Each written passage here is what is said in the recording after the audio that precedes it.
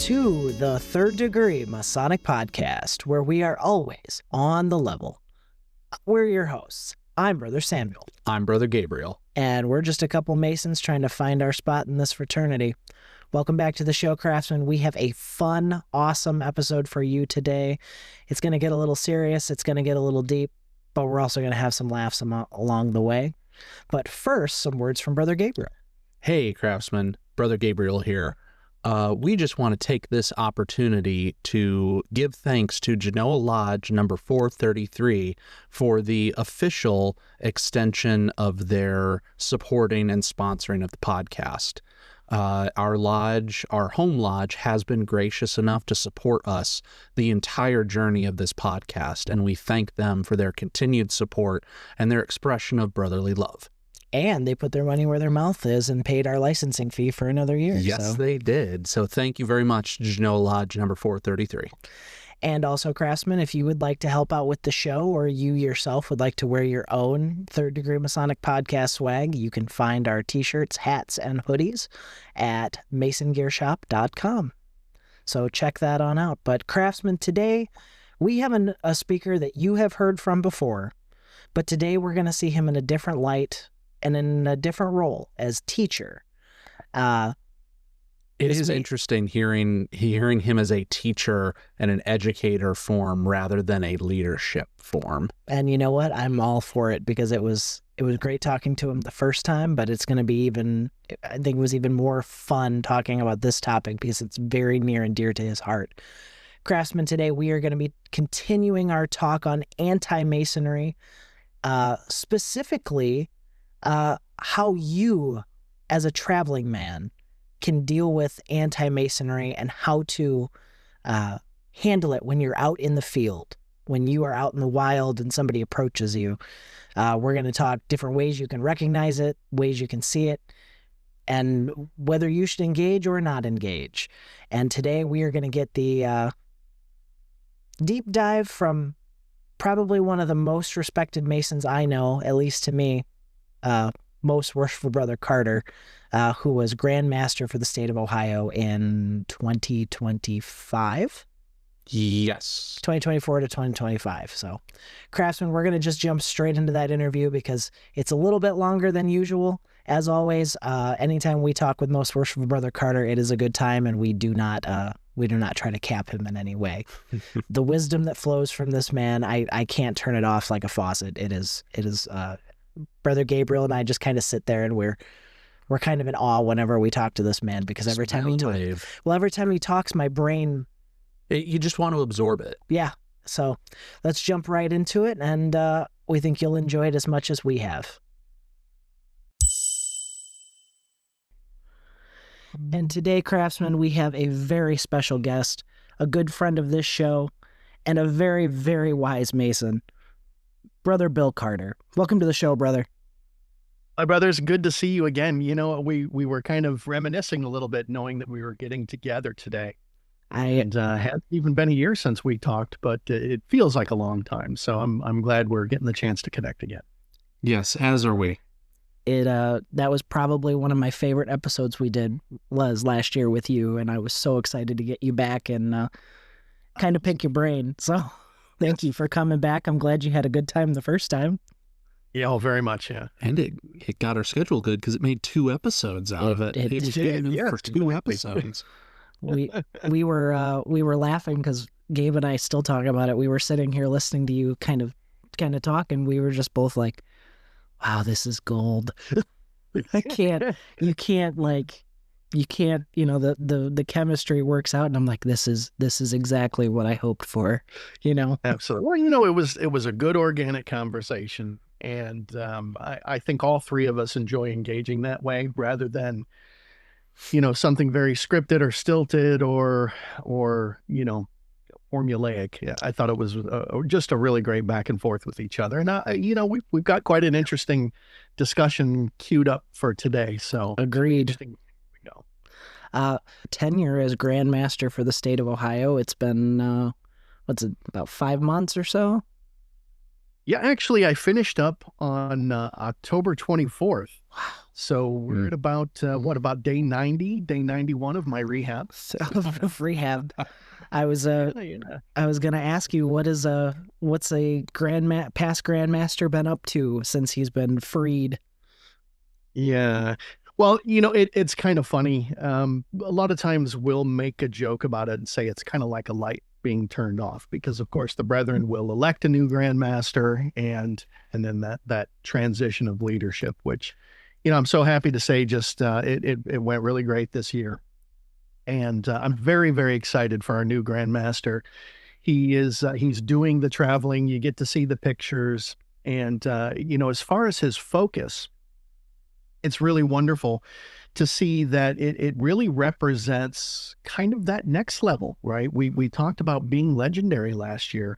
And, a key part of that is being committed to the craft. That's our grandmaster's theme, of course. And I know a lot of times there's any number of things that'll enter into our endeavors as Masons that might make us say, maybe I need a little break, or whatever the case may be. And sure, we're human beings, but staying committed is important. But that being said, there is a transition, there is an adjustment, right? When things finished up, last year was, for me, a lot of traveling, a lot of listening.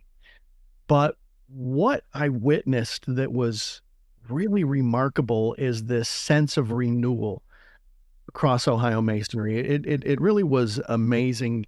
Brothers, and this might be hard to believe, and I say that tongue planted firmly in cheek, but brothers, they're not really hungry for numbers of people. What they're looking for is things like meaning, and depth, and really establishing that sense of identity, in terms of what it means to be a Mason. I'm sure, again, we made this journey together last year. Really, my work was focused on culture very, very heavily, really being able to identify what our culture is and how that shapes our strategy.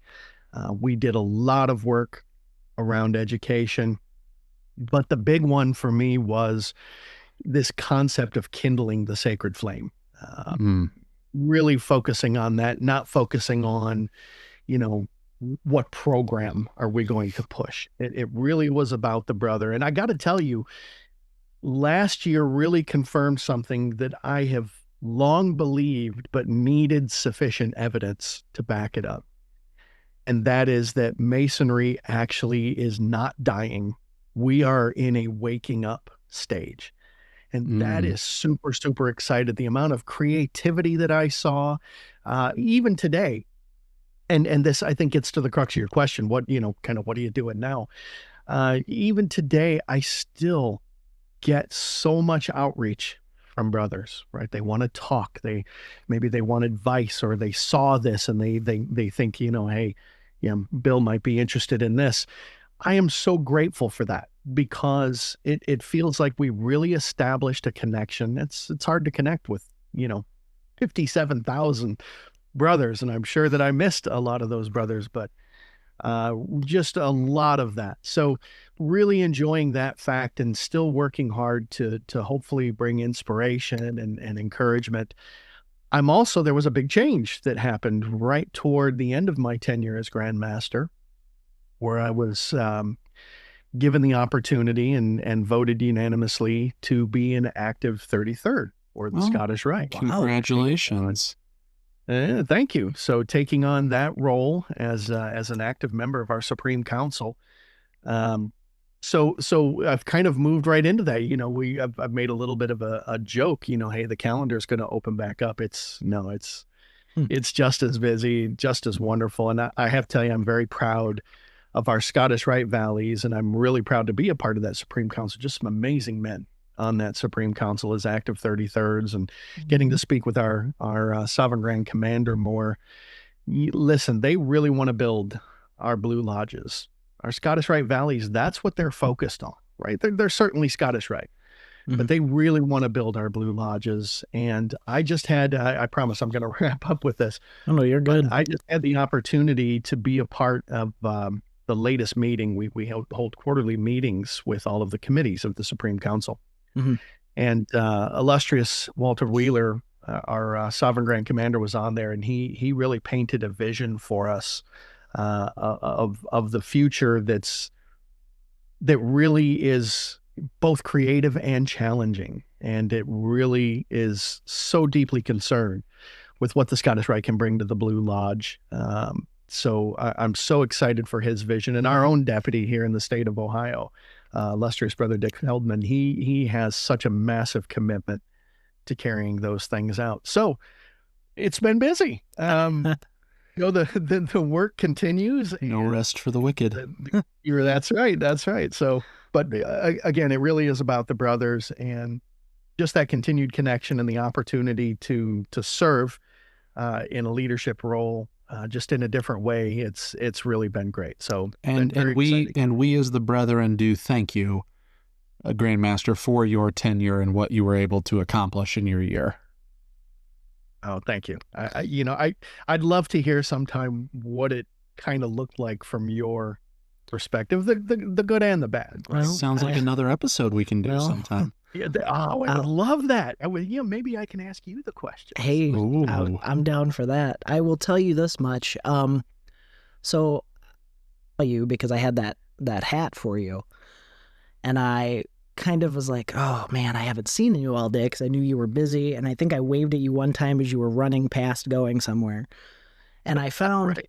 I went to the floor after they everything was all done and everybody was kind of getting ready, and everyone had walked out, and I found Charlie Murphy, and I was like, hey, have you seen Brother Carter? And they're like, oh, I don't know where he's at. And then most worshipful Brother Rob Rill came up, and Rob Rill was from the first lodge I was ever a member of, so I know him very well. Sure. And Charlie's like, oh yeah, he's like, hey, do you know where Bill went? And they're like, he's like, no, he's probably in the Grand Secretary's area or whatever. And I was like, oh man, I got this hat for him. And they're like, well, no, you got to give him that hat. Let's go. And they like pushed me through all those people, and they're like, excuse me, get out of my way. We got something to go to. I love that. And I came in there, you were getting your picture taken, and I was just like, I know everybody and their brother had some kind of a gift for you, but I was like, you know what? I got to give him one of our hats. Mm-hmm. It's such a small thing, but I was just like, you know what? If you want to know how I felt about you being Grandmaster, I have always been like, I really want, Masonry is really important to me, and I have these visions of what it could be. But I always felt like it was falling short of it. And when I'm telling people, hey, this is what it could be, and they're like, well, that's not really what it is. And I'm like, but it could be. I think last year was the first year I truly had that, yeah, guys, this is what it can be. See, this guy gets it. And then all these other people are getting it. And now we've got all these people that are so excited about it. And I was excited about it, and we continue to be excited about it. So I look forward to having you back on for those questions, but 100%. Last year was the first year in a long time I felt like we were on the right track.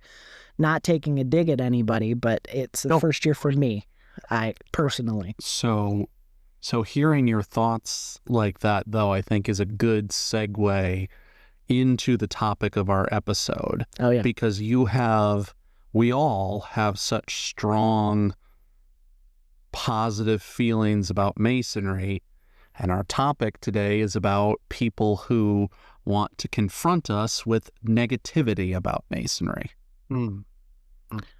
So, and I guess that you're right. It does really transition well into that, because so we've been very popular on social media as of late. Not just social media, but in the news as well. I mean, with everything happening in England with the local police force, and other we'll say other podcast shows and other TikTok videos, and I mean there's a whole section of TikTok that's dedicated to hating us and finding out our secrets and exposing us, as if our secrets weren't already on Google. It's the context of knowing what they mean and what they're for that kind of, it's like knowing the secret recipe to Coca-Cola, but Just because you know what the recipe is doesn't mean you know how it goes together. So, or that you have a bottling plant, or that you have a distribution center. Or so, so my first question for you, Brother Carter, is can you tell me what your thoughts are on anti-Masonry?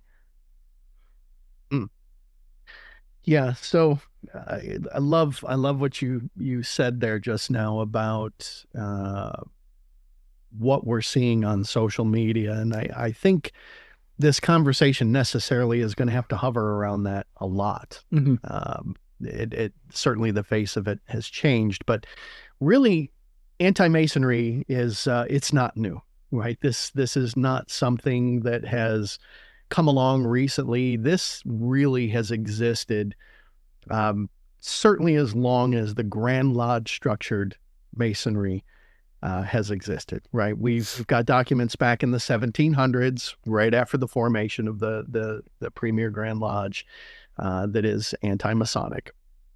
And you tend to see that move in cycles. In fact, I would say my argument is that anti-Masonry, since it's existed all this time, tends to go in waves, and it tends to grow strongest when Masonry is doing something right. I truly, truly believe that, because I think if we're simply being milquetoast, we're not very relevant, then there really is not much to talk about. But when we start doing something right, that's when you're gonna hear those sentiments begin to bubble up to the surface, so to speak. And there are many things that are going right in Freemasonry today. I'm very excited about young Masons coming in. They're on fire for this thing. The proverbial sacred flame that we talked about so much last year is really, really burning brightly. mm-hmm. And I think when that happens, that's when anti-Masonry comes. And listen, I don't see anti-Masonry as being the enemy necessarily, right? This is something that's firmly in my mind. What it really is it's a lens that shows you, it kind of reveals fear and misunderstanding that people may have, because I think that when you've got a system that it's built so much, not only on symbolism, right, which of course requires interpretation and agreement. It's very much a part of culture.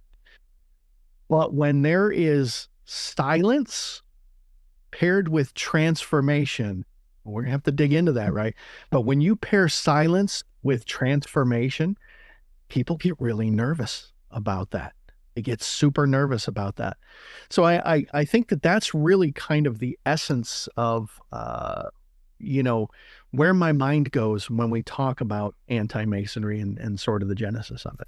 Okay.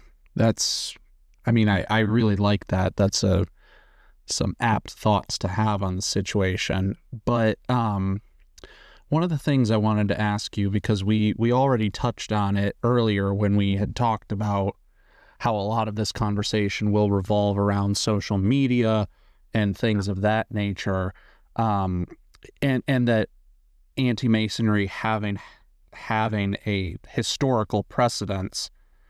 Do you see a fundamental difference between modern day anti-Freemasonry and historical anti-Freemasonry, like the existence of the Anti-Masonry Party or the Morgan Affair, or anything from the historical that has a parallel to today? It's a great question. I sort of, the way that I think about that is it's the same fears. It's the same old fears, but it's in new packaging today, right? So what are those fears, do you think? Because I know you kind of talked about it on your original response, but what do you think it is that inspires, I don't want to say this in a bad way, but like a common layman to become enthralled with sort of vitriol against us? Yeah. I think that really comes back to just a thorough understanding of the definition of what anti-Masonry is. I think when you have a good grasp on that, then you can begin to get to what is causing this to take place. I would argue that anti-Masonry is really, it's an opposition to our craft. That opposition is actually rooted in a lot of assumptions and not study, right? One of the most remarkable things that you see with anti-Masons is they will tell you all of these things that they have quote unquote learned that the Mason does. And when you begin to try to refute that, a lot of times the response is, well, you're not high enough to know that, which is a remarkable thing because, here we are on the inside.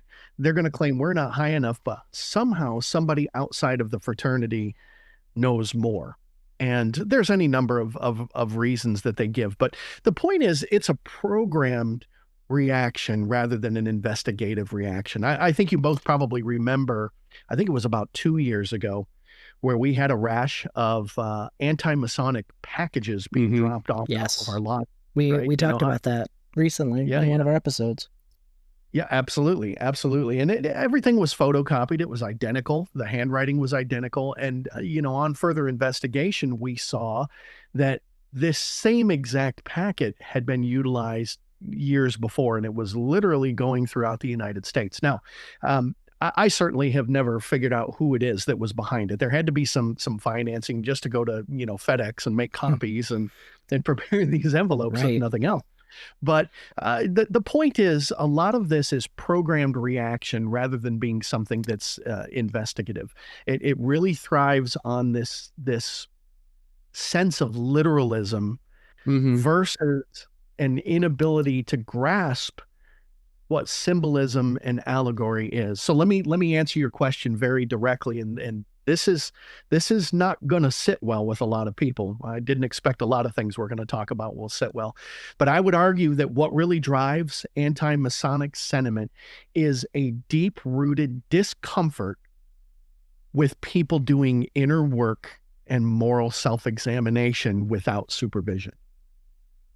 I think that really drives people up a wall. I think I made a similar point at the end of our video where I was talking about of our video addressing the Sean Ryan podcast, where I made a kind of a similar, relatively heated but similar assertion, like to the Shriners, is that these people can't accept that a group of men want to get together for a noble purpose, because they want to help children, and it seems like they can't accept that. But also it was a point, to go back to what you said of the type of pre-programmed response. It was something I had in the beginning of our previous episode where I said this gentleman, Dr. Schneider, has been told these things are anti-Christian, and his confirmation bias is that that's all he needs. He doesn't need to investigate any further because someone has told him this is anti-Christian, therefore he believes that, and nothing you say is going to change his mind. Yeah. Well, it's a great point. It's like a party line. And you asked earlier about, some of the old manifestations of this, like the anti-Masonic party or the Morgan affair. That was a very political aspect where confirmation bias came in. The confirmation bias today is so absurdly simple because it's typically just driven by algorithms now. I mean, it literally is, the technology is changing the delivery of this information, but it's not changing the substance of it. It's truly remarkable. There is still that core anxiety. As I said, I really think it's about men gathering without permission become better. And that is just so hard.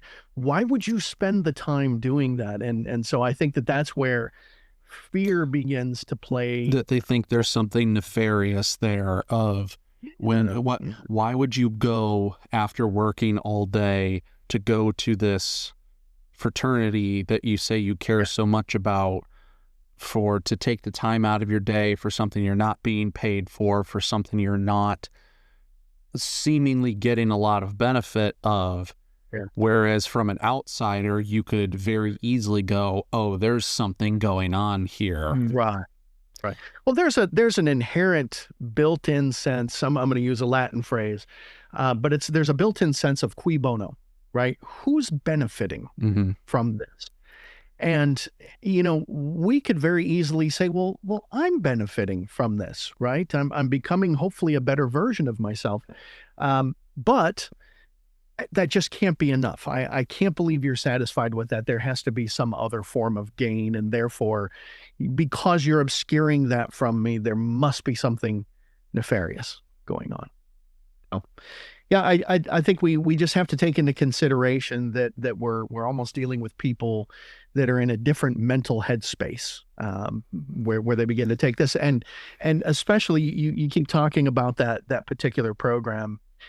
Certainly, many of the things that he was saying were nothing new, but if you watch it very closely, there was he was almost tickled to add his own elaboration on things, things that cannot be fundamentally proven per se. Right. He was speaking from anecdotes and so forth. And we may end up touching on some of those as we go through some of the methods. But yeah, very, very fascinating. And it's to me, it's very sad, and it's a very slippery slope for me. My thoughts personally. So like Brother Gabriel has said, we tried to tackle that problem in a very Masonic way as best as we could. Not being hyper aggressive, not being reactive, but being educating. Educating. Sorry, I have a college degree. I promise. But there's only so far you can go. But in theory, we should. Maybe some people may think that we shouldn't have even said anything at all. But to me, I argue that it's a very slippery slope when it comes to anti-Masonry. It's one thing when you meet a guy out on the street that's spouting rhetoric and crazy, and you just kind of walk away from it and let it go. It's another thing when somebody has a platform that's able to reach millions of people theoretically, and are able to kind of, this person or these people, doesn't matter what show in particular, or even it could be on TikTok, these people come off with an air of authority, like they know something, and then now that's the fact, and so now we're fighting that fact. And we've seen this before, taking the things that we do and the things that we're about and skewing it in a way that makes us look like all the bad things they've ever said about us. And personally, at what point do we go, hey guys, we watched the Nazis do this to us in World War II.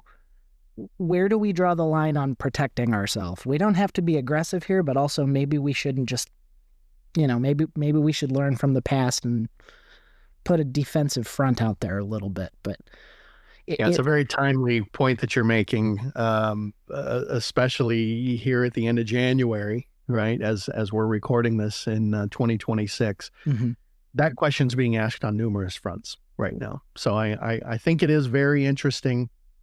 We do need to think that over. And I have a feeling as we talk a little bit more about this, we're probably going to need to enter into that discussion, because people are very opinionated on what should our response be to that. And we're not, and I can't preface this enough, we are not, us personally, we are not spokesmen for Masonry. We can only speak for ourselves, right? In theory, we're representatives of the fraternity every day, but I can't decide how Masonry should take its stance when it comes to defending itself. But I can dictate how I choose to represent the fraternity and how I control my actions. So, Mike, that, like you said, that's something we're probably going to have to touch on and work on here. I think I've got that on my list of things here. But have you personally had any interactions with any kind of anti-Masonic rhetoric or anything that's kind of affected you in your personal life? Oh my goodness. So, I don't want to go too far into the past, but I will take a quick jump and then be back here to our present day. But sure. I think I shared that when I was originally looking to become a part of the fraternity, the first thing I encountered was an anti-Masonic website. Oh, And this was a long time ago. This was 1990. Um, when when web browsers were still Netscape and things were incredibly slow. When I first went out and did a search online, the first thing I got was an anti-Masonic website. That website still exists too, and it still looks like it did back in the 90s. So wow, that's crazy. pretty ugly and possibly seizure inducing. But Right. that being said, yeah, I run into it a lot, and I'll tell you why. It's almost like I've invited it into my life, and here's how. Round about 2010, I'd been in the fraternity. Like I say, I think when we talked previously, I approached the fraternity in 2004. 2010, I'd been in for several years, and I decided as the lodge education officer of my lodge that I was going to create an anti-Masonry roundtable. And that anti-Masonry roundtable has just continued to have a life of its own. And as brothers have had the opportunity to view it, they will very generously send me more. Hey, you should look at this, right? Look at this one. When the video podcast episode went up, that's what I'm going to call it, because I hate to give it any more production value. Fair enough. But when that went up, I was flooded. Which I got to tell you, I was really grateful for that, because that also gives me a feel for what the reach is on that. And I am always looking for information about how anti-Masonry is coming about. And the reason why is that presentation is still happening. In fact, we're going to be doing, as we're recording this, I'm going to be doing the anti-Masonry roundtable in 2 days down in Southwest Ohio. Wow. And this is a program that actually ends up being about 4 to 5 hours of a presentation and a discussion that most people walk away and say, it didn't even feel like an hour and a half. There was just so much to talk about. So, shameless self-plug, if you want that program, just contact me. That would be an amazing program to be part of. Yeah. Well, and the essence of it is, how do they work? And I go through 6 different methodologies that by which anti-Masons work, and then provide examples of each. And then we roundtable about how would we answer that? What do we call this? But again, your question was, any personal examples? It's been a lot. Social media, as we mentioned at the outset, has really amplified a lot of these recycled claims, but they do it with a new speed. It's not really a new insight. It's just a new speed. It's a new flavor. They do it. It's just a flavor. Which is pretty interesting, because I remember when I was first watching the Sean Ryan podcast, the show, episode, the video show. Yes, the incident. I have seen Dr. Schneider before on social media before, and I was confused when I first saw it. I was like, is this a new guy? He seems familiar. And I remember having seen his tirades on social media before. Oh, yes. Yes. But it is interesting that some of the rhetoric is reused, and some of it's boring, tired, and thoroughly debunked, but it still keeps coming to the surface. But is there like a main or central anti-Masonic point that sticks out to you that is used all the time, that immediately tells you that these people have no idea what Freemasonry actually is? Like a central theme that just shows that these people have no understanding of what they're talking about. Yeah, there really is. It's almost a tag that right away you're dealing with somebody that doesn't understand it. And as I mentioned to you, it's the same fears. It's different packaging, but it's the same fears that they have. And the one thing, as soon as you hear this, you know that it's ignorant. And it's when they say Masons worship ... Yeah, anything. The moment you hear that is by far the number one it's the flag, right? It's the number one that you hear. Anybody who has studied Masonry, who's actually given it some time, understands that Masonry requires faith, but it does not replace faith. That's what's remarkable. You know, the claim that Masons worship X, right? A lot of times they'll say, you know, Masons worship Lucifer or whatever the case. It ignores the fact that we have a centuries-long track record of religious diversity in this craft. Now, that's very difficult for some people, right? That is very difficult because nobody gave permission. And we mentioned this earlier. Nobody gave us permission to come together from all of these diverse religious backgrounds and actually grow together. And that's a little haunting to people. So they will often try to fall back into some sort of invisible power and tell us, literally will tell us, this is who you are worshiping. And I think that's the big one, because what it's very much doing is it's confusing our framework and our allegory. And we have, I think, just a really powerful framework that is beautifully filled out by an allegory, but they confuse that with theology. So the moment you hear that you worship so-and-so or your God is so-and-so, that's the number one indicator right there. That's what you're typically going to hear for. Yeah, that's in my experience, and I shared this in our previous episode, and I guess I can go into a little bit more detail because I don't think it's taboo, but I'm technically excommunicado or whatever it's called. I can't take the sacraments, so I don't. But you know, my family is. It is what it is. I have accepted it, you know. But when I was growing up and I was in D-Malay, that's all I heard. From when I was in catechism and I was going through all of that is, oh, you can't be a part of that. They worship this, they worship that. And I'm over here going, no, they don't. No, they don't. No, they don't. Yeah. You have to join the Knights of Columbus. No, I don't. Yeah. I don't want to. But it's really funny. I won't call him out by name because I don't want to get him in trouble, but I had to go have a sit down with our priest who was new. He was only been around for about 3 or 4 months. And I met him and he goes, oh, you know, Sister Alice is upset that you're in this youth organization. He goes, do you feel like it conflicts with your Catholic values? And I said, no, sir. If anything, it strengthens them. And he goes, okay, well, as long as you don't feel like that or you don't have any problem with that, no problem at all. And I shook his hand and he gave me the D-Malay handshake. Oh, nice. And he said, just do me a favor and turn your Chevalier ring around when you're in Mass. Yeah. So, you know what I mean?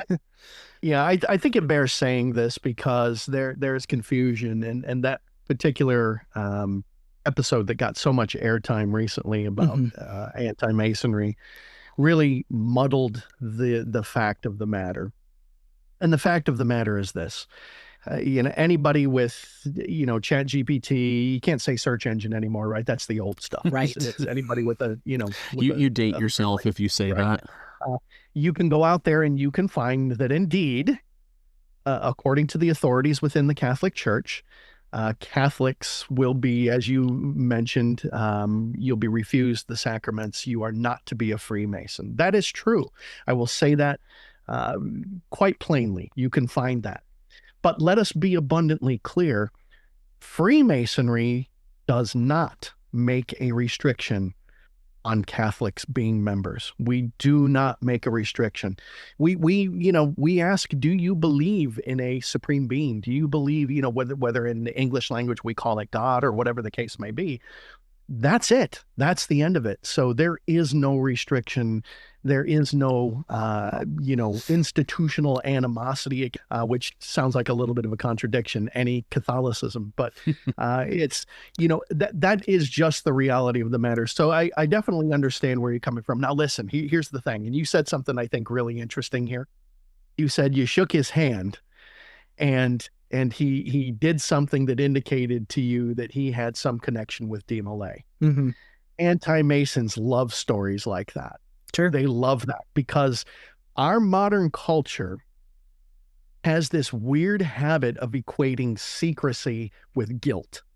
So the minute you had some sort of secret way to recognize each other in this little hidden network, you are immediately guilty. Yeah. You also said something at the outset that, thankfully our listeners can't see camera, but it made me flinch a little bit when you said that Masonry secrets, you can Google them. Well, you can Google what you think are Masonry secrets, but our secrecy is it's protective, it's initiatic, and it's formative. It's not a deceptive set of secrets. It's not a set of secrets that says we're hiding something from you. The secrecy is that amazing transformation that happens, and the framework by which we do that, and the importance of each man's initiatic experience. Sometimes I think secrecy might be the wrong word. I know why we use it, and especially with your explanation there, it makes perfect sense. But when I speak with people who are interested in talking about Masonry from a good faith standpoint, not from a engaging with my detractors standpoint, and they ask about the secrecy, and they ask about, well, why if you have nothing to hide, why are you so secret? And I always say, well, it's not necessarily about the secrecy itself. It's about the idea that I have sworn myself to it, no matter how trivial it may seem, is that if I have sworn to not reveal the secret that 2 + 2 = 4, it doesn't matter how trivial that secret is, and you can look on Google for yourself and find that 2 + 2 = 4, but I have sworn that I will not be the one who tells you that. But if you want to figure out how to figure that out for yourself, I'll be happy to help you along the way. The secrecy, to me, I've always explained it as, it does not matter how trivial the secret is. It's that I have sworn myself to it, and my honor as a man is that I will do what I have said I'm going to do. Yeah. So listen, you just said something that's very rich here, and I want to park on that for a minute. Because oaths, and you're talking about our oaths, and everybody knows about our oaths, and they try to spin those against us. But here's the problem with oaths today. The trouble with oaths is that they actually demand accountability in a world that increasingly would prefer to avoid responsibility. Yes. That's the issue that we run into. Listen, why do we have this sense of secrecy or protecting information? The answer is actually quite simple. There's really nothing to hide here. But we have symbols and allegories that require contemplation. If we simply blurt the things out, we are destroying that contemplative journey that each individual has to make for themselves. Our critics want immediacy. Hey, what does that symbol mean? What does that mean? Well, how do I answer that for somebody who's not even prepared? It's like, trying to explain to my 2-year-old how a book of matches works. It makes no sense to do that. I simply say, don't touch, that's dangerous, right? I'm not hiding anything from that individual, but they're just not in the right frame of mind for that. So when we're in a world that avoids that sense of responsibility, whereas our oaths require us to be accountable, we have to understand that the true essence of our secrets is that contemplative and transformative journey that individuals will take if they are engaged in Masonry for the right reasons. And that is so very important. I love that. And it's Brother Gabriel said it, and probably I could have never worded it that way in a million years, but I always have a very, layman's grounded way about when I try to explain things, because I'm not the most eloquent. But my coworker, I work with her pretty much every shift. She's like my sister at this point. she asked me, she goes, hey, you're a Freemason. She saw my ring. She goes, you guys have all these secrets. What's that all about? And I thought about it for a minute, and I said, if you think about it this way, Alina, if you can't trust a man to keep a handshake secret and to keep a couple words secret, how can you trust him? If you can't keep something as simple as that to yourself, how can I trust that you're going to have my back? How can I trust that you're going to, take care of my family? How can I trust that you can keep my secrets? Then if you can't just keep something as trivial as a handshake and a wink and a nod, It's funny. Let's get really human about this. And I love how you said that. Sometimes it's better to not be eloquent. Is that transformation for modern men is scary. It's a frightening thing. There are men who come into Freemasonry and through their growth say, there's something wrong in my life and I need to change that and I need help. That is a very vulnerable time. And if you can't trust a man to keep an oath or an obligation, how are you going to trust that same man to be there for you during that transformation, during a very vulnerable time in your life? Listen, this is not conspiracy theories, right? That's one of the 6 things that anti-Masons like to use. This isn't conspiracy theories. This is about building trust. This is about creating a safe space in a world that understands that if they can polarize you and they can outrage you, they can profit from you. There is no immediate profit from transformation. There is no immediate profit from divesting your life of those things that are holding you back. It's a scary time for some men. And the fact that they can come together with brothers that they can trust because they know that those brothers, they know that they can trust those men to be there for them as they maybe trip and fall during the course of that transformation. That's the great secret, right? Is creating that sacred space where men can be better men. And we talked about this the last time we gathered together. We don't need to go into that. Oh no, but that's something remarkable in this world. Well, and it's that vulnerability that you had talked about before. You have to be a little bit vulnerable and say, hey, I might not know everything about, Masonry. I don't know anything going into it. And you have to be okay with that. And you have to trust that the people guiding not know everything about myself. Right. Absolutely. What we don't know anything until we, This has gotten very meta.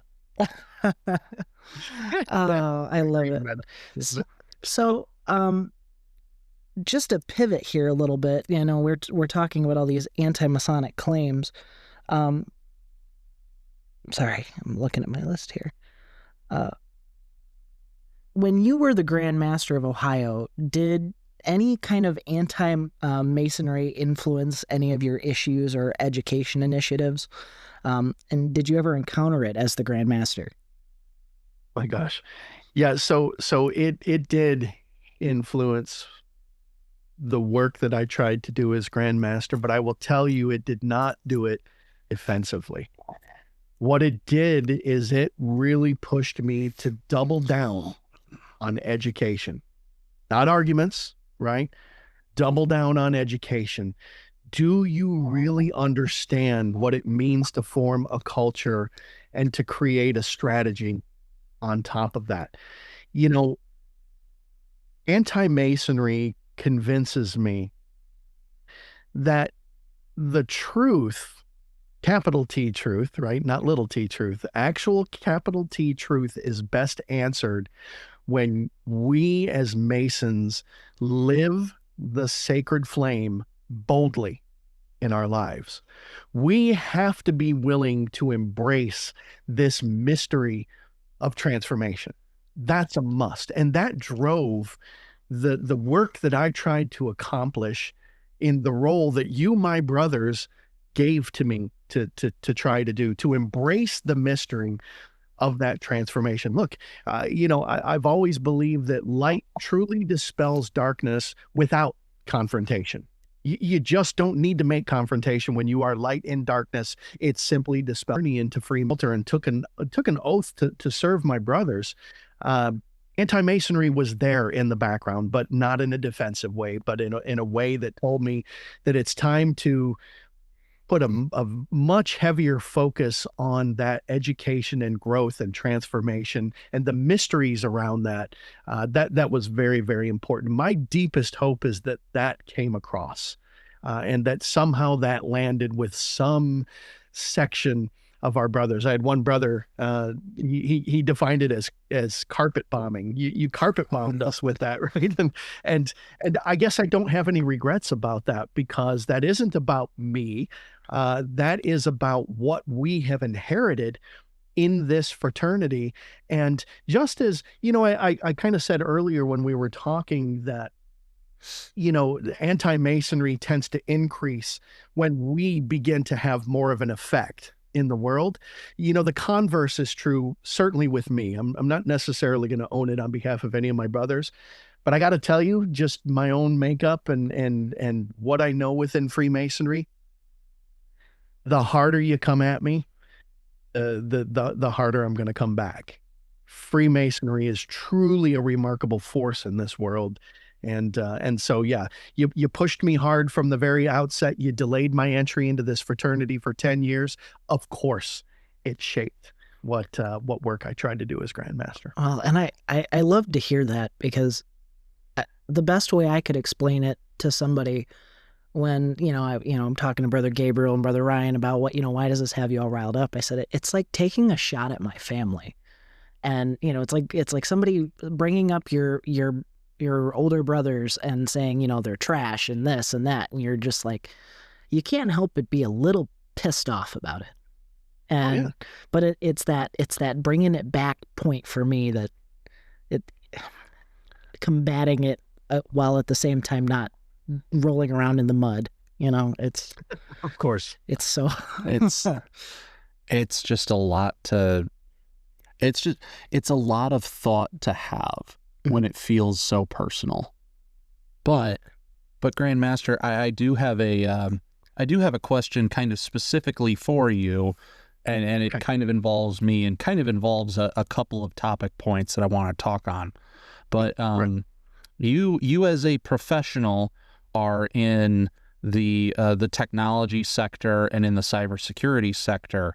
You're also in a kind of government apparatus, as well as myself, of kind of what is the Ohio Military Department, because you're part of the Ohio Cyber Reserve that assists with governmental cybersecurity. I am part of Ohio's Military Defense Network and Civil Support Network. I'm also a government employee. So, and everybody at my shop knows that I'm a Freemason and all of that. But for you and I, is that we are sometimes active participants and representatives of government extension or government authority. How should we go forward dealing with anti-Masonry? Because, I mean, especially when you see something in England, like all police officers who are Freemasons are being forced to report that they are Freemasons, and that going forward this will be a negative of them for their promotions, for their awards, for their commendations. How should we, as faithful patriots and servants in our capacity, deal with what may be anti-Masonry from authority figures in the future? Yeah, it's a good question. So institutional anti-Masonry, it's again, not a new phenomenon. This has absolutely happened before. We have seen it happen before in England, kind of flares up and then sort of dies down. American Masonry is in a way remarkable, because a lot of us wear rings and have bumper stickers and badges and so forth. The idea of registering as a Freemason could maybe even seem laughable. I mean, I've got a personalized plate on my car that would tell Masons that I'm a Mason. I wear a square and compass high-vis hat when I'm out working. There you go. Exactly. Yeah. Exactly. But it still begs the question, I think, and that is, we'll take the hypothetical. What happens if institutional anti-Masonry is something that takes place in the future here in the United States with you and I working for the government? Listen, that's a very real possibility. It can absolutely happen. And there may potentially be consequences to that. And I'm trying to speak a little bit gently here because I think every brother is in a different space on where they are in terms of Masonry and it being a part of them. I can see where certain brothers may say, you know what? Masonry places emphasis on the importance of family, and we do. That's very important. And by me continuing to be a Mason, and institutional anti-Masonry telling me that I may not be able to support my family, right? I need to step out of the fraternity. By all means, certainly feel free to do that. And that's because I have a personal belief, and this is just a personal belief, that once you begin that transformative process as a Mason, I don't care if you pay your dues. You're a Mason. I don't care. Now, I probably would have been very careful saying that last year, right? Right. As expected, right? I was holding an office, but I frankly don't care. Yeah. That's because Masonry means something more than just a dues card in your pocket. Right. Correct. Agreed. Now, that being said, I may tend to fall on a different part of the spectrum, and I think there are brothers who may fall on this part of the spectrum that says, do what you want with me. You aren't going to change me. In fact, I like to use the example of an egg. The harder you boil it, the harder it becomes. And that's probably the area where I find myself. Now, I have certain benefits, right?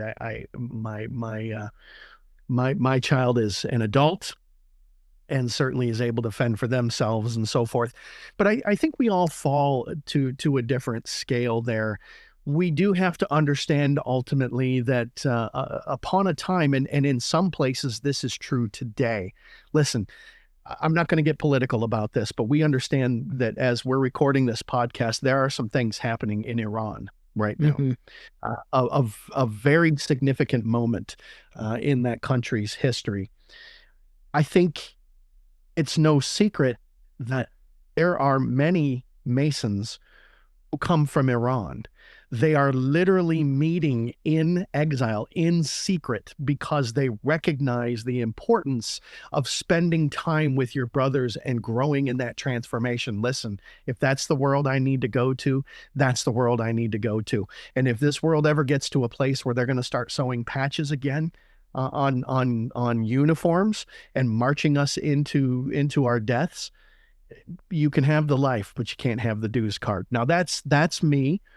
That's simply how I feel, and there is zero expectation that everybody feels that way. But the bottom line is, you're right. Institutional anti-Masonry could become a thing, and I think we need to leave it to the conscience of every brother as to how they're going to deal with that, because the bottom line is, if you have begun this transformation, you are spending the time and you are doing the work. It doesn't matter where you sign your name.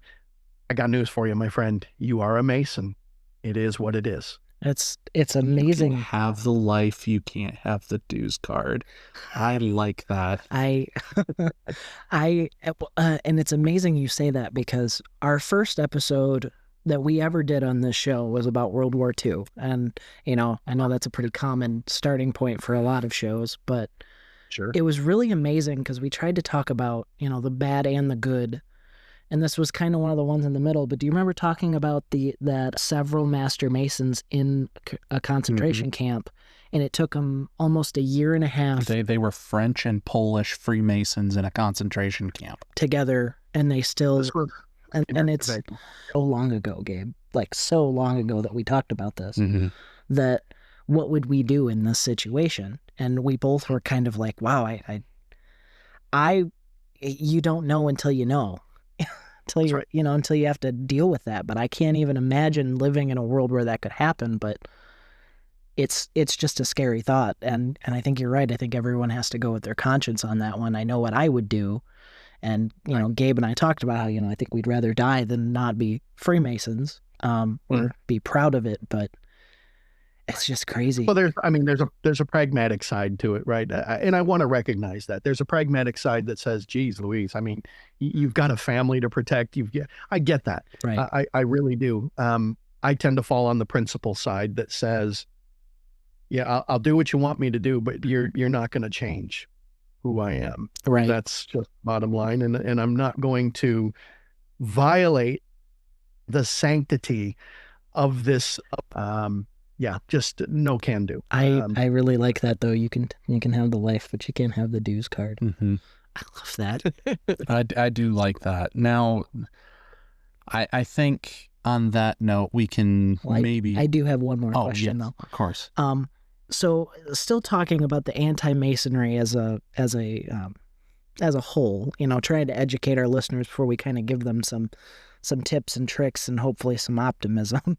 Yeah. And as Brother Gabriel said, your specialty is really deeply rooted in technology and cybersecurity. What part do you think that technology and more specifically artificial intelligence, what part do you think that will play when it comes to anti-Masonry going forward? It just wouldn't have been a program in 2026 without mentioning AI. Correct. Right? You can't do it. Listen, we already know the story. And particularly from an anti-Masonry perspective, it will accelerate the misinformation, but it cannot create new accusations. We've already got the accusations, but it will accelerate. They're going to spread even faster. So they've got the speed, but truth has depth. And that is the difference between the two. The big challenge that folks are going to face is not the suppression of anti-Masonic efforts. The challenge is going to be discerning what's real, what is generated, right? That's the big thing with artificial intelligence. I speak often on it to state and local governments, things like deep fakes and so forth. It's getting hard to discern these things. There's still ways to do it, right? There's still very human methods that we can determine that it's not the case. But the challenge is going to be discernment, which is why, and this is, I think this is very positive, but it's also a calling. It's why Masons need to teach brothers how to think, not what to think. That is such an important thing. We always talk about we make good men better. Well, what do you exactly do? Right? Tell me what that means. We need to teach brothers how to think, not what does nothing whatsoever to do with Masonry. I think this is very anti-Masonic. There is such a polarizing thing happening within this country that we live right now that it is incidentally anti-Masonic, because what is happening, I call it a propaganda war that's happening around us right now, is literally turning Masons into non-Masonic people. Yeah. It's testing our teachings to the max. And I cannot be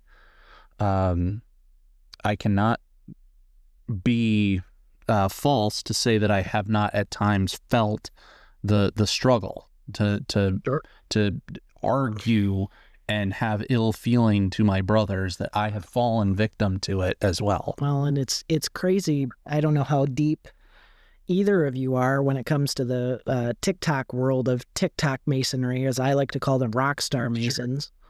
But sometimes we're our own worst enemy on these social media things, because we argue amongst ourselves about semantics. And absolutely. And well, I've been a Mason for 45 years and this was in Missouri. That's not how we do it here in Ohio. Yeah. I got into a thing in a group chat with some guys, and I tried to do the best that I could here, but he's trying to tell me that Prince Hall affiliated lodges aren't recognized. And I said, well, that's bullshit. In Ohio, we recognize them. They're our brothers. So it's I'm like, dude, just because your state is 100 years behind with the times, my state is not. But instead of, it was like he was trying to goad me into having this big public fight on TikTok. And I'm like, dude, I'm not going to have this fight with you. This doesn't look good for either of us. I'll send you a private message and we can talk about this. But like, was it a certain rock star Mason who was doing that? No, or someone in the group chat? No, just someone that was on Face or on TikTok. But I love anytime you get into those, whether somebody's making an appeal to tenure, right, which is what you just mentioned, or even appeal to authority. I mean, anytime somebody says, well, look, I don't know what you know, but I've been a Mason for 45 years. That would come off the same way to me as if I came to you and said, well, I don't know what you know, but I have called appeal to authority. Listen, we already understand that we have different tenures, that we have different roles that we've occupied. That's why I say that Masonry needs to teach brothers how to think, not what to think, how to actually think. I saw a great, I guess you would call it a meme, on one of the socials today, where we're certainly aware of the checkered pavement. It's no secret that the black and white checkered, it looks like a checkerboard, is one of the Masonic symbols that we use, and we don't need to explain that. Right. But somebody put a different board on, and it was red and blue, and they said, "Is this the new one for Masons?" Well, I tell you, that's something to think about, right? Yeah. You know, is this what we have become? I would argue no. I would argue, though, that as an indirect anti-Masonic effect, we are seeing brothers that are being pulled into some of these things. And I had a brother actually reach out to me. I'm not going to say his name, but, sure, you know, with all the things going on, he said, you know, when do we act? When is the time to act? And the bottom line is, in history, we as a fraternity have, we've taken sides, and we absolutely have acted. But in times where you begin to see that there is an effort, a directed effort to attempt to polarize, and sometimes in dishonest ways, a Mason is firmly grounded in that truth and in how to think. And if they are wise, they will keep their eyes open, and they will make determination, and they may prepare on the back end as to what they're going to be, or what this is going to look like. But be very generated this discussion. Things like artificial intelligence are accelerating misinformation, whether it's direct anti-Masonic misinformation, not creating anything new, or it's things that are turning Masons into beings that are not acting very Masonic. That's the risk. I also think that there's some wonderful benefits to AI too, but that's a different discussion to have too. Well, I mean, that's quite the, and it's very poignant considering everything that's happening in the world right now.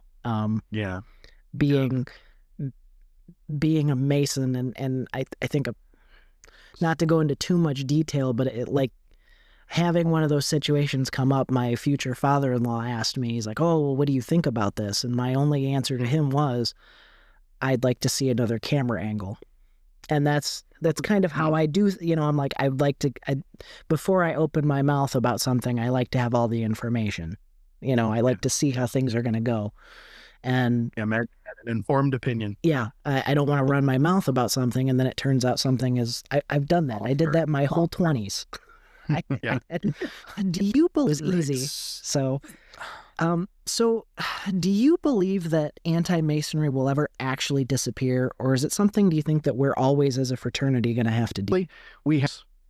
Masonry continues to form independent, moral men. It's going to face resistance. In fact, I would even argue, and we always talk about Freemasonry being relevant. Opposition is the price of being relevant. If we're going to be relevant, we're going to have opposition. So I think, and I kind of warned I was going to go this direction at some point. I think the goal of dealing with this anti-Masonry that never is going to disappear, the goal is not silence. The goal is steadfastness. What does that look like versus silence? I think it's a very important discussion to have. Yeah. It's quite the response of a Stoic. I like it. Oh yeah, boy, something to learn from the Stoics, right? Yeah. Well, I think You're absolutely right. There is definitely a taking it, and then there's also enduring to, pushing through and not bending over backwards for it, but also not being willing to give up your ideals to make it, to appease, Sorry. Yeah, no, I understand what you're going there. I understand what you're going with there, and I hope the Grandmaster does as well. I was so confused. I was like, I'm getting somewhere with this. I promise. Yeah. No, well, I think we're going to get there anyway. I agree with you. We have, when it comes to Freemasonry, is the same. How would you recommend that we tell the difference between genuine curiosity for a fraternity and someone who's just looking to start shit with us? I'll tell you where my mind goes, and this is almost just muscle memory for me when approached with these. Are you guys familiar with the Overton window? Do you know what that is? I know that it's the window of public discourse. Yes, and how and the pendulum swinging back and forth, kind of of what is common in public perception will eventually sway the other way, no matter what. Sure. But it's an interesting measure when somebody approaches with some sort of a question to evaluate it by the Overton window. If you're not familiar with it, go take a look at it, right, or the window of public discourse. The Overton window says that you can kind of tell curiosity from conflict by understanding whether the question is something that's sensible or a type of a framework. Here's an example. We keep bringing up that particular episode that recently went wild. And it's kind of funny because we were chatting a little bit before we started recording that most people only saw a little bit of a snippet.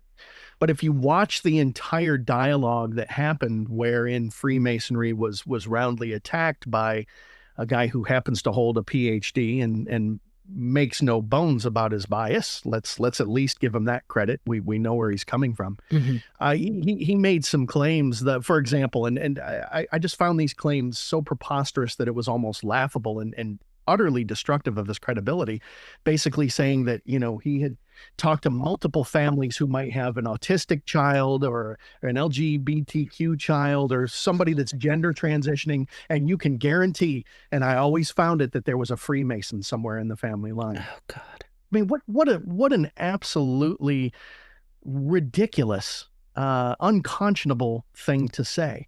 To simply say that just by virtue of the fact that there's a Freemason somewhere in the family line, that this is the cause of autism or LGBTQ.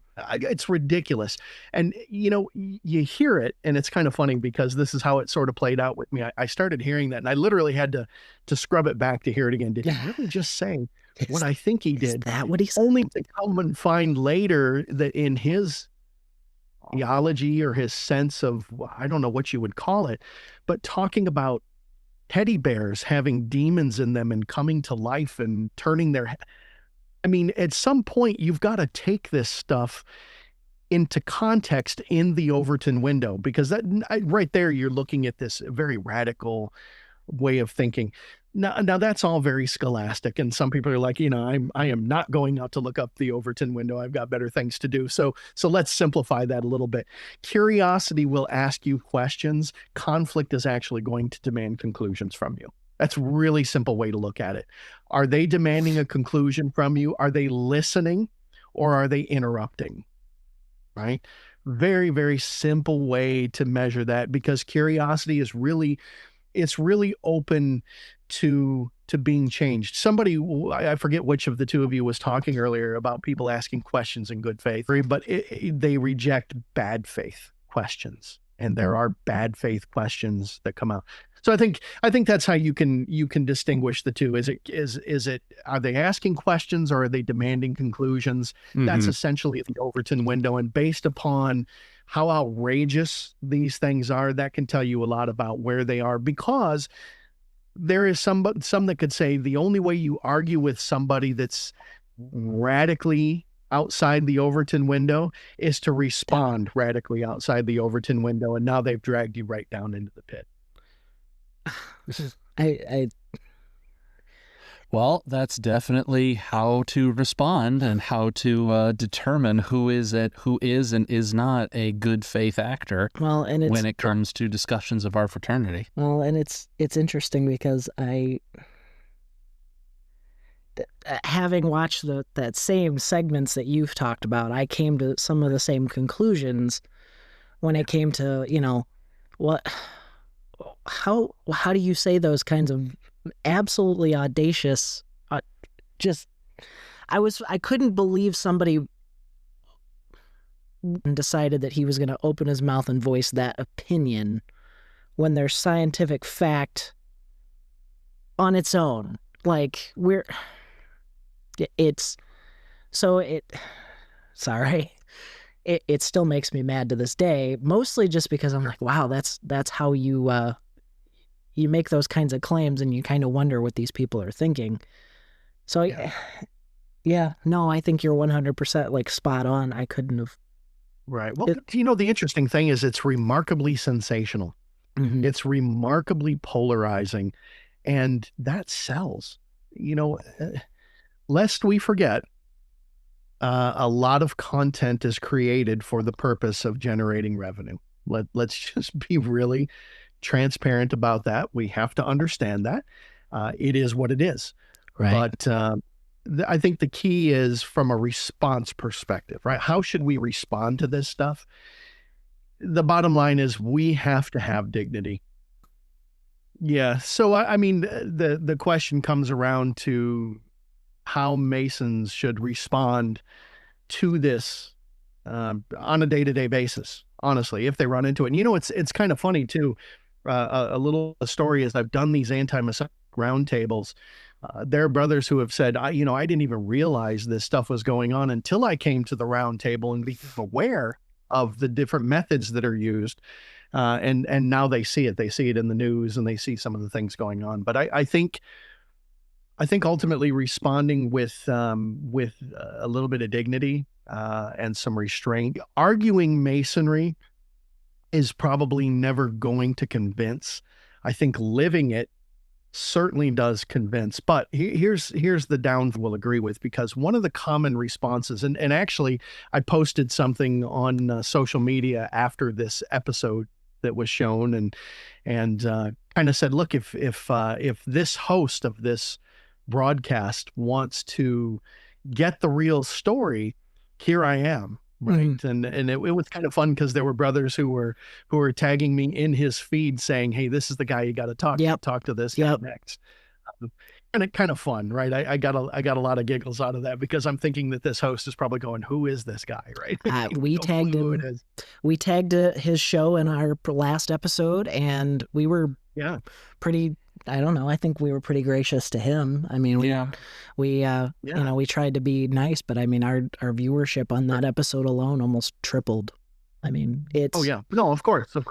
And I think that's pretty par for the course. I don't think there's any interest in hearing the truth per se. No. No, I don't think so either. It's much more fun to be sensational. But here's the thing. Here's kind of the freedom is to say, you know what, just don't even answer them. Just be silent on that. And I got to tell you, that certainly is a response, but that is a response that can be grossly misinterpreted. Silence is not necessarily strength when confronted with anti-Masonry. Actually, what it does is it leaves a vacuum that can be filled with misinformation. Mm-hmm. Mm-hmm. That's the bottom line. For years, we were silent. In fact, one could argue that for years we were so silent that now, and I made this joke last time we were together, now when I walk into a gas station in a tuxedo, the first thing they think is that I drive a limo. They don't think that I'm a Freemason. And when I tell them that I'm a Freemason, usually they don't launch into some kind of anti-Masonic tirade. They say, what is that? Right. And we can see what silence has done. Now, where I think we need to be silent, and I'm trying not to start quoting our charges and so forth. Right. silence, we are called in our charges to be silent in the face of ignorance. That's not ignorance. Deliberate misinformation is not ignorance. You are literally committing an act here. Mm-hmm. Certainly we'd be silent for things like rage and mockery. I mean, if they're just mocking us, that's just okay, you're being ridiculous. You're not trying to move the conversation forward.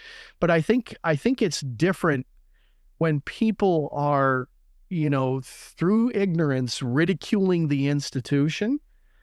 It is a different story than these gross accusations of nefarious activity. So I think education is always going to have to be first. But when you get to that place where you're educated enough to address some of these things and you do decide to speak, you need to be calm, you need to be clear, you need to have dignity. But the bottom line is, just remember, when you leave silence there, you are leaving a vacuum to potentially be filled with misinformation. Just know that. So do you think that the average everyday Mason, he's a member of his lodge, he comes to lodge for the meetings, he's maybe not an officer. Do you think that he should partake in trying to have this debate with our detractors, or do you think this is one of those things that maybe he should leave it alone? I'm going to back into the answer on that one, which is to say, do I think that we as an organization have provided enough information in an accessible way to equip individuals to answer these questions? I think we failed there. This is why it continues to be my own endeavor to listen. Putting on a 4 or 5 hour presentation is hard, right? I'm an old man. And it's difficult to do that, but the growth that can be witnessed in spending this time assures me that with the proper education, with the proper shaping, with the proper thought exercises and exchange of ideas that happen at this round table, I think they start to get to a place where they can answer some of that. Now, listen, here's the funny side of the coin here. Sometimes during these round tables, when the answer becomes abundantly clear, there is this temptation to go out there and swing it like a big hammer. Right. Don't do that either. Right. Not a good approach. Again, we need to do it with dignity. We need to do it with respect, but we need to be very confident about that when we are ready to open and respond. So yeah, the truth of the matter is, and it's kind of funny. I try to put myself in a situation, and certainly, there's plenty of people more clever than I am as to what I would do if somebody asked a question and I just have nothing or engage on this some more. I'd be glad to give you my business card. Would you like my business card? And we can talk about it, and let's look into this thing together. Now that's pretty bold, and brothers may not feel comfortable doing that. Right. I would have no issue actually doing that, and I think it can actually potentially extinguish some of that rage and some of that sensationalism by being willing to engage. Because you're not afraid. Yeah, I'm not afraid of you, and you have no reason to be afraid of me. Let's have a talk. Yeah, absolutely. We only have one final question for you, sir, and it's the one I've been very, very excited to ask you this whole interview. Okay. Because I think only you can kind of get us started with this question. I think it's kind of one of those questions that every Mason is going to have to ask themselves, and make their own decision, like you said. But how do we keep that sacred flame that we have ignited alight in the storm of anti-Masonry going forward? How do we keep that sacred flame afire against all of our detractors? It is that our detractors some successes. I know even in my own mother lodge, I can think of an individual who, through the influence of a detractor, surrendered his membership. And Yeah. I think you already know how I feel about that. The bottom line is he can surrender his membership. He's still a Mason. Right. And quite honestly, if he ever came around and said, yeah, I was part of the propaganda, he'd be welcomed with open arms. Right. But specific to the sacred flame, and I think you referred to it as a storm, and I think this is true even in the political environment, let alone the anti-Masonic environment. I want every brother to remember that the sacred flame is something that's internal. It's not an institutional thing. It is internal within you. You feed that sacred flame with education. You protect that sacred flame line. Now, we all know coming into the fraternity that one of the key things that kindled that sacred flame was the ceremonies, the rituals that we went through. And brothers even say that when life kind of starts exhausting them a little bit, they love to come back to lodge, see the conferral of a degree, see the ceremony or the ritual, whatever you want to call it. And it rekindles that sacred flame. We talked about this. We live in very difficult, highly polarizing times right now. So and propaganda wars, we have to recognize that if we get shrill on either side of an issue, either side, I don't care where you stand. If you start getting shrill, you are automatically feeding anti-Masonic sentiment, even if it's not an anti-Masonic discussion. If you start getting shrill, you literally generate anti-Masonic sentiment. You get to a place where people say, is this what these guys really are? So the truth of the matter is the sacred flame was born for the storm. That's why it exists. So we are able to carry that through because it is not to feed that and how to protect that.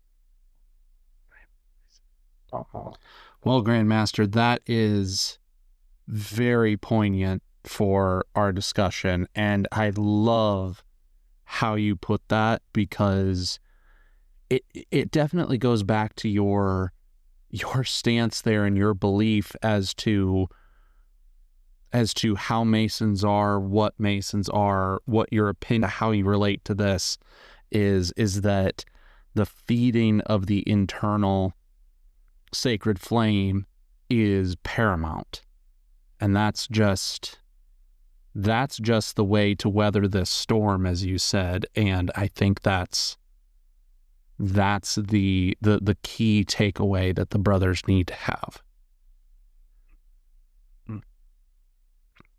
Absolutely. And I think there's not much more we can end on, because Sam and I have had, but we brought you on, brother, because you have shown time and time and again that you know very well how to articulate this and how to present this to the rest of the brothers, as well as present this to the public. And I think that yourself, myself, and Brother Samuel are all pitching into this effort together to combat some of this ignorance and some of this disgusting, vile problems. And also we are constantly remembering that we need to self-educate, because as I said earlier and admitted to, I am not without my own flaws. I am not without my own bias, and I have struggled to recognize that there were times where I was falling victim to the polarization and to the dismissal of my own brothers and falling into the be divisive with the detractors part. And it's these types of discussions and it's these type of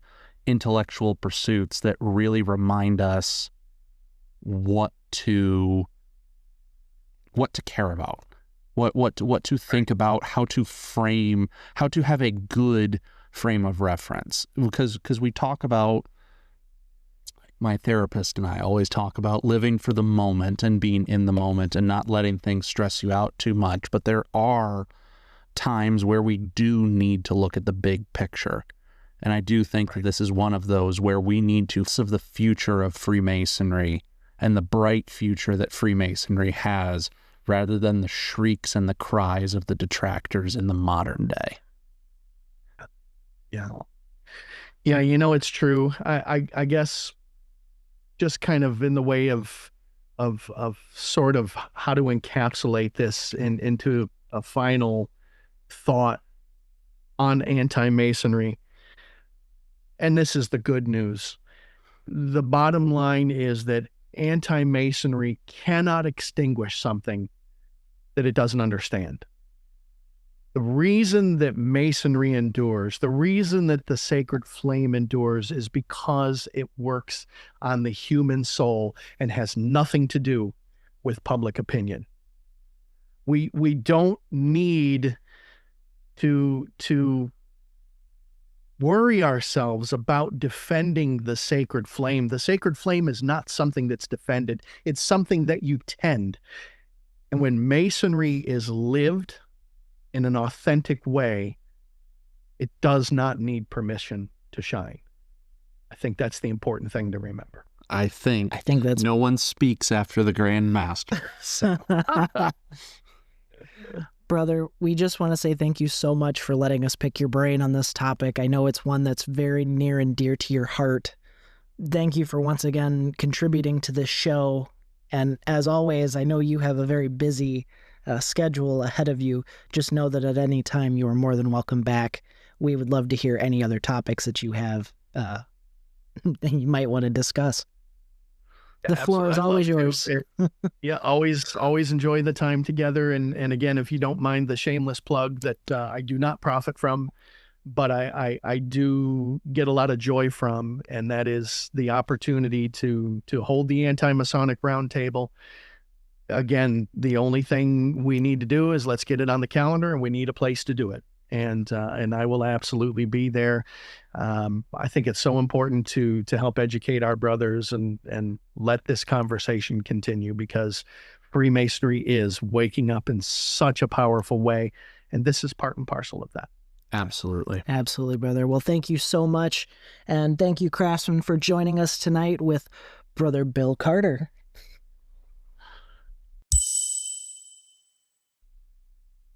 Well, Craftsman, we hope you enjoyed that interview as much as we have.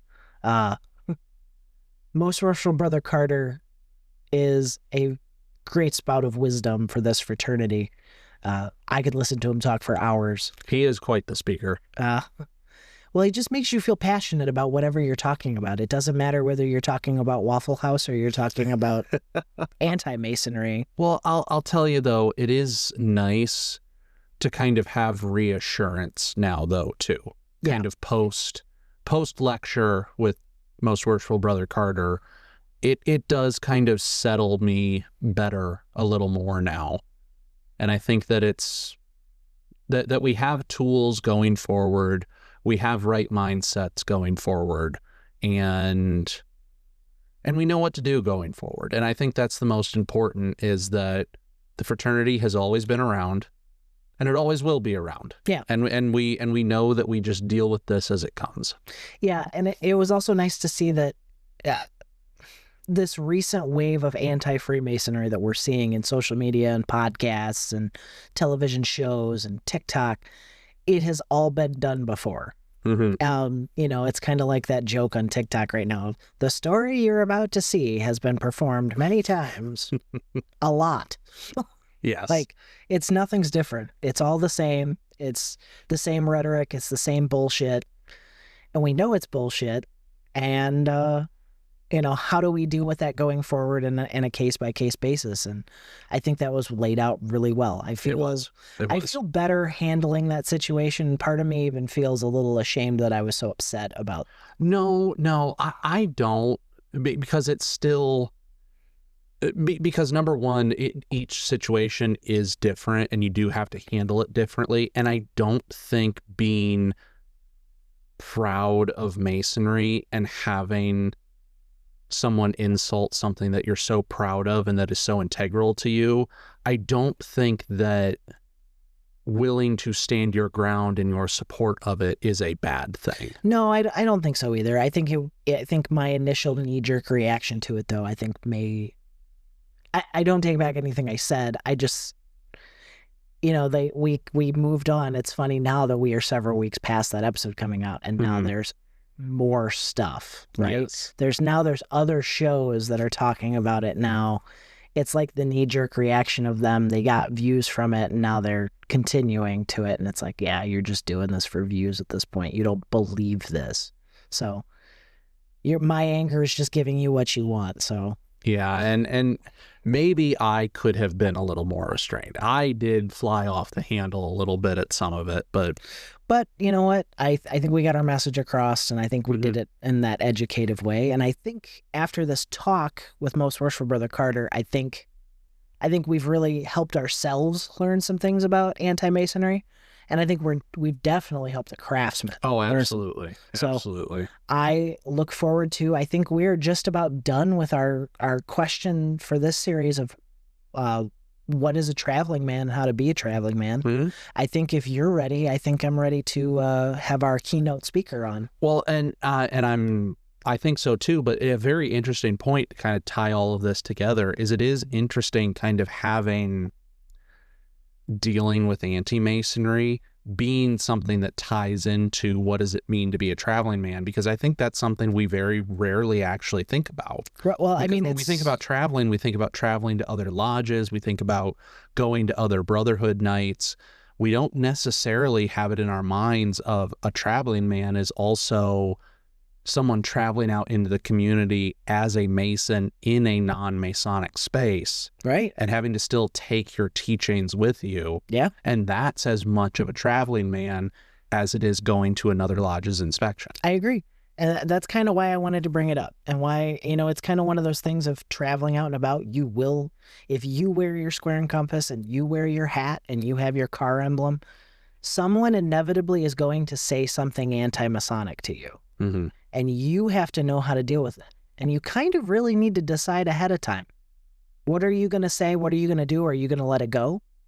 Are you going to take it on a case by case? Or are you going to, that's up to each Mason to decide. Our charges give us one, I'm going to call it a recommendation, border, lines to live within, but also you as a man have to make your own decision on how you're going to deal with it. And to pretend it doesn't happen is ignorance. Ignorance doesn't do anybody any good. So let's give the craftsmen the tools they need to make their own best decisions, right? I know what I'm going to do. You know what you're going to do. And we definitely know what Most Worshipful Brother Carter's going to do. You can take my life, but you can't take the dues card, right? Yep. I love that. I want to get that on a t-shirt. He should patent that. Yeah, he should. That should be a Masonic bumper sticker. If he was running for Grand Lodge, that should have been his slogan. Would have been great. But anyways, craftsmen, we thank you for joining us. Hopefully on our next episode, our plan will be to conclude up this series. I got to get with our keynote speaker, Brother Chad Kopinski, who you are all going to love. He is one of the most knowledgeable Masons that I know, and I am pumped to have him on this show. It'll be awesome. He's been making the circuit lately with our friend shows. I know he was on 357 Studios. I think he was on Time for Fellowship. And of course, he has his own show that he does with the Ohio Lodge of Research. So very nice. I think it's going to be really nice. He's very knowledgeable. He's one of the most educated Masons that I know. He's well-traveled, well-known. I don't think we could have picked anybody better to be our keynote speaker on this topic. So, craftsmen, once again, we just want to thank you for joining us on this journey. Brother Gabriel, do you have anything?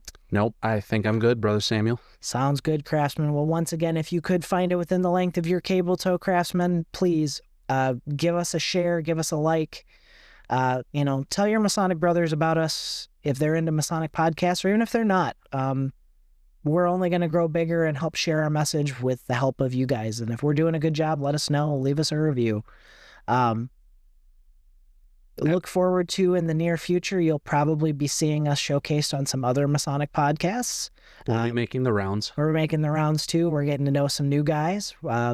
Also being on some of the shows that we've already been on. So we're just going to have a lot of fun meeting some other Masonic podcasters, and it's going to be a good time. It's going to be a great time. All right, Craftsman. Well, as always, Craftsman, keep your working tools in order. And always be on the level.